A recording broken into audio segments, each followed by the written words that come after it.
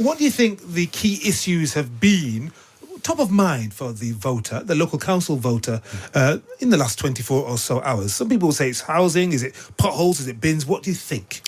It's a combination of local and national issues. I still tend to take the belief that when you go and vote your local council election, you still have the big picture in mind.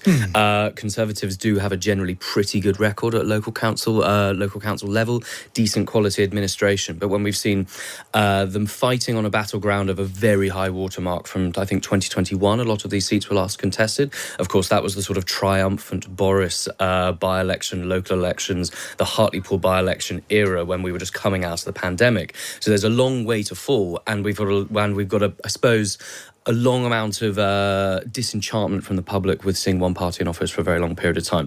To some extent, it's quite hard to get around that when incumbency does become a little bit of a drag and you've got an exhausted electorate, you've got Conservative voters who become quite disenchanted, feel that many of their promises are at a national level, and those do kind of filter down to a local level, causing difficulties. And then are they Conservative voters just less likely to turn out, just going to stay at home? Yeah, but let's look at turnout in Blackpool South, 32.5%. General election, when they voted there, I mean, it's almost double that. What do you think that says? I think that's classic by-election turnout. I think that the Conservative Party will be able to take a sliver of comfort from the underperformance of Reform, but only a slight underperformance. I think obviously 16% is really rather good. How can you say underperform? I mean, Reform haven't been tested in this arena before.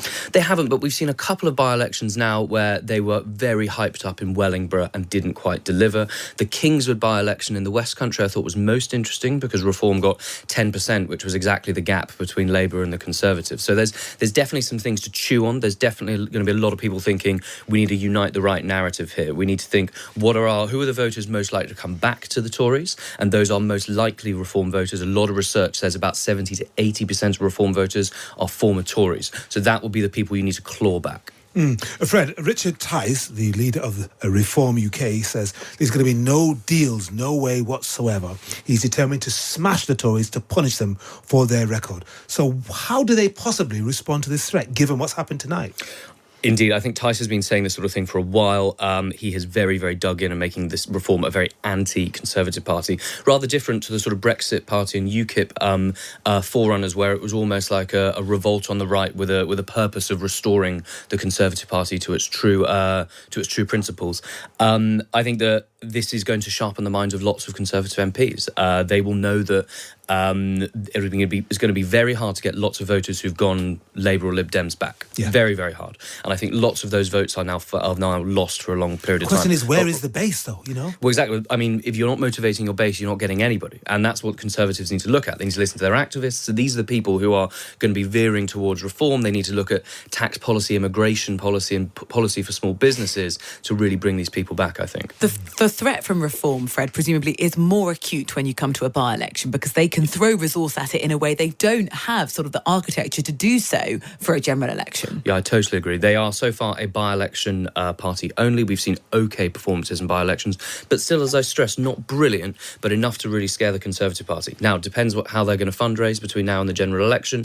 They will do much better, I think, with a national media platform for a general election, and they've clearly not deployed any real resources for locals, although the Sunderland results are interesting. That is some real Brexit heartlands there, of course. Tell us what's happened there. Reform have performed slightly above expectations up in places of parts of Sunderland, wards that UKIP, I think, held even in 2019. So some of those old sort of legacy referendum results die hard there.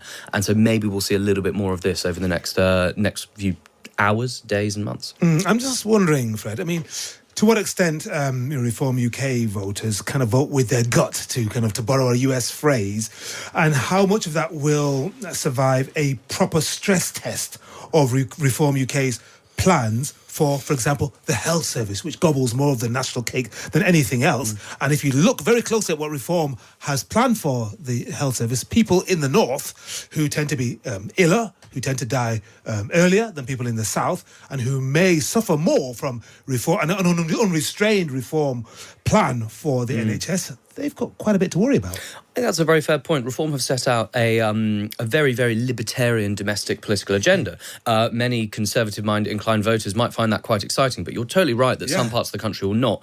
I think honestly, Reform would do best if they focused on almost became a single issue immigration and small boats party. Yeah. That is one where they can unite disenchanted right-wing voters in the north and the south alike, and in rich and in poor areas too. And it's an area where they can get the largest amount of attention. But of course, at a general election, you do vote for the form of government. But then again, the concept of a right-wing protest vote, just as a left-wing protest vote, is a real thing. Yeah. And there will be a large group of people that want to give the Conservative Party a kicking, particularly on migration. Really interesting. Fred Fossard, I didn't say Fossard, Director of Parliamentary Affairs at the Legatum Institute. Thank you very much indeed for coming in this morning. Thank you very much, Henry. Thank you, Rosie.